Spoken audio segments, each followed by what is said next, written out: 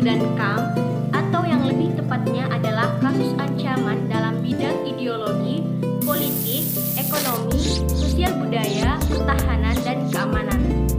Oke, sebelum kita masuk ke pembahasan yang lebih dalam lagi, alangkah baiknya kita mengenal dulu apa itu ancaman. Nah, ancaman adalah usaha dan kegiatan baik dari dalam negeri maupun luar negeri yang dinilai membahayakan kedaulatan negara, keutuhan wilayah negara, dan keselamatan segenap bangsa. Ancaman non-militer atau non-militer memiliki karakteristik yang berbeda dengan ancaman militer, yaitu tidak bersifat fisik atau bentuknya tidak terlihat seperti ancaman militer. Karena ancaman ini berdimensi ideologi, politik, ekonomi, sosial budaya, teknologi, informasi, dan keselamatan umum. Berikut ini berbagai ancaman bagi bangsa Indonesia dilihat dari berbagai bidang kehidupan.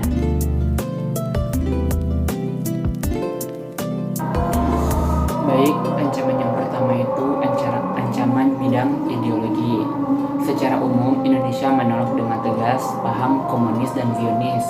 Akibat dari penolakan tersebut, tentu saja pengaruh dari negara-negara komunis dapat dikatakan tidak dirasakan oleh bangsa Indonesia.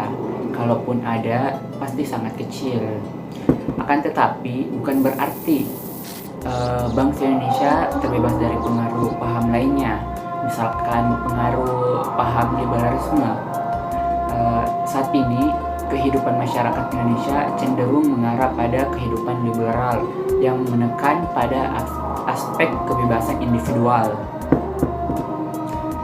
Sebenarnya liberalisme ini yang didukung oleh negara barat tidak hanya mempengaruhi bangsa Indonesia, akan tetapi seluruh negara di dunia. Hal ini merupakan sebab akibat dari era globalisasi. Nah, era globalisasi ini ternyata mampu meyakinkan masyarakat Indonesia bahwa liberalisme dapat membawa manusia ke arah kemajuan dan kemakmuran.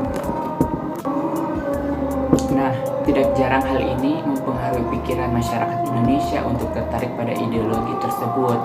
Pada umumnya, pengaruh-pengaruh yang diambil justru yang bernilai negatif. Seperti gaya hidup mewah yang cenderung menghambur-hamburkan harta seperti boros, seperti pergaulan bebas juga.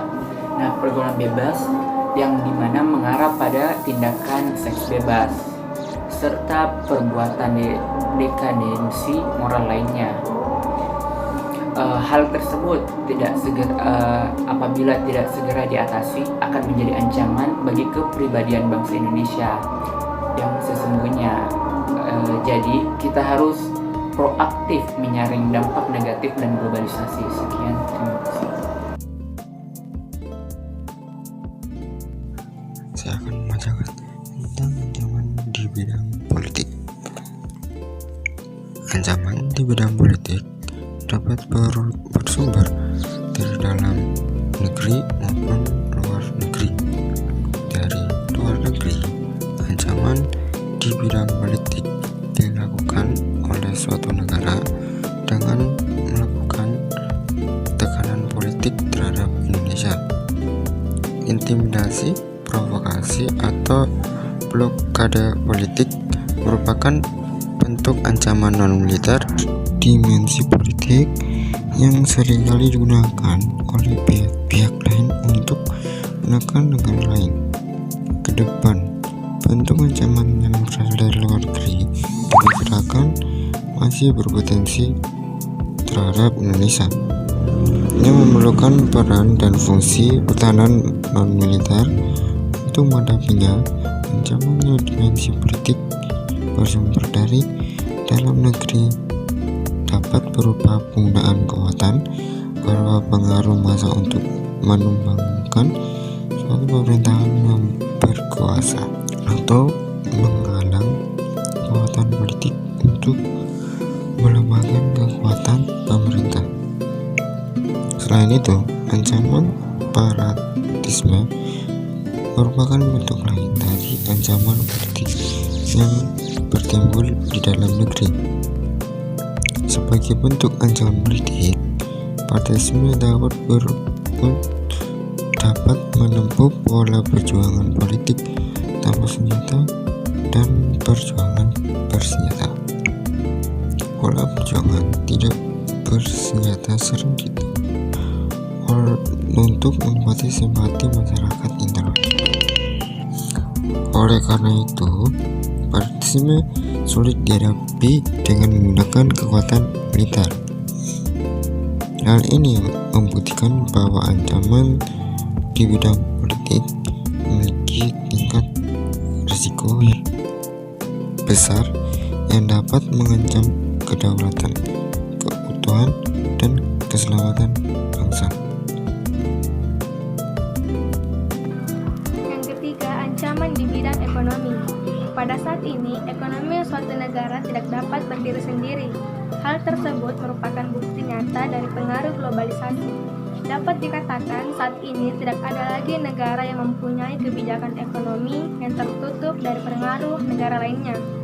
Pengaruh globalisasi perekonomian merupakan suatu proses kegiatan ekonomi dan perdagangan, di mana negara-negara di seluruh dunia menjadi satu kekuatan pasar yang semakin terintegrasi tanpa rintangan batas teritorial negara. Globalisasi perekonomian mengharuskan penghapusan seluruh batasan dan hambatan terhadap arus modal, barang, dan jasa. Ketika globalisasi ekonomi terjadi, batas-batas suatu negara akan menjadi kabur dan keterkaitan antara ekonomi nasional dengan perekonomian internasional akan semakin erat. Ancaman kedaulatan Indonesia dalam bidang ekonomi diantaranya sebagai berikut. Yang pertama, Indonesia akan kedatangan oleh barang-barang dari luar dengan adanya perdagangan bebas yang tidak mengenal adanya batas-batas negara. Yang kedua, perekonomian negara kita akan dikuasai oleh pihak asing, seiring dengan semakin mudahnya orang asing menanamkan modalnya di Indonesia. Yang ketiga, persaingan bebas akan menimbulkan adanya pelaku ekonomi yang kalah dan menang. Pihak yang menang secara luas memonopoli pasar, sedangkan yang kalah akan menjadi penonton yang senantiasa tertindas. Yang keempat, sektor-sektor ekonomi rakyat yang diberikan subsidi semakin berkurang, koperasi semakin sulit berkembang, dan penyerapan tenaga kerja dengan pola padat akan semakin ditinggalkan, sehingga angka pengangguran dan kemiskinan susah dikendalikan. Dan yang terakhir, memperburuk prospek pertumbuhan ekonomi jangka panjang. Saya ingin membacakan materi mengenai ancaman di bidang sosial budaya.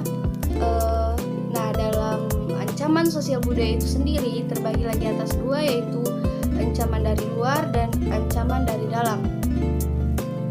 Ancaman dari dalam itu sendiri ditimbulkan oleh isu-isu kemiskinan, kebodohan, keterbelakangan, dan ketidakadilan. Nah, dari isu tersebut menjadi titik pangkal timbulnya permasalahan seperti premanisme, separatisme, terorisme, kekerasan, dan bencana akibat perbuatan manusia. Isu tersebut akan mengancam persatuan dan kesatuan bangsa, nasionalisme, dan patriotisme. Adapun ancaman dari luar yang timbul sebagai akibat dari pengaruh negatif globalisasi, yaitu yang pertama, munculnya gaya hidup komunitif dan selalu mengonsumsi barang-barang dari luar. Yang kedua, munculnya sifat hedonisme, yaitu kenikmatan pribadi dianggap sebagai suatu nilai hidup tertinggi. Yang ketiga, yaitu adanya hidup individualisme, yaitu sikap selalu mementingkan diri sendiri dalam artian egois, serta memandang orang lain itu tidak ada dan tidak bermakna. Yang keempat, yaitu munculnya gejala westernisasi, yaitu gaya hidup yang selalu berorientasi kepada budaya barat tanpa diseleksi terlebih dahulu, seperti meniru gaya berpakaian orang-orang dari luar negeri, contohnya memakai rok mini dan lelaki memakai anting dan lain sebagainya. Kemudian yang kelima, semakin memudarnya semangat gotong royong, solidaritas, kepedulian, dan ketidaksetiakawanan sosial. Dan yang terakhir, yaitu semakin lunturnya nilai keagamaan dalam kehidupan bermasyarakat. Ancaman di bidang pertahanan dan keamanan sering dengan berjalannya waktu, proses penegakan pertahanan dan keamanan dalam negara kesatuan Republik Indonesia tidak semudah yang dibayangkan dan tidak semudah dalam pembicaraan yang bersifat teoritis semata. Masih adanya masalah teror dan konflik SAR yang terjadi pada suatu wilayah memiliki tujuan yang sama, yaitu tidak ingin bangsa Indonesia hidup damai dan tentram. Oleh karena itu, lemahnya penerapan dan penegakan hukum dan keadilan harus terus ditingkatkan. Semakin bermunculan masalah di suatu wilayah mengakibatkan hilangnya tingkat kewibawaan hukum dan kemerosotan wibawa dari penegaknya. Dengan demikian, kita harus mengantisipasi ancaman sedini mungkin di bidang pertahanan dan keamanan baik secara militer maupun non-militer. Itulah tadi hasil dari diskusi kami tentang kasus ancaman Impolexos Budi Hamkam. Sekian dari kelompok kami. Assalamualaikum warahmatullahi wabarakatuh.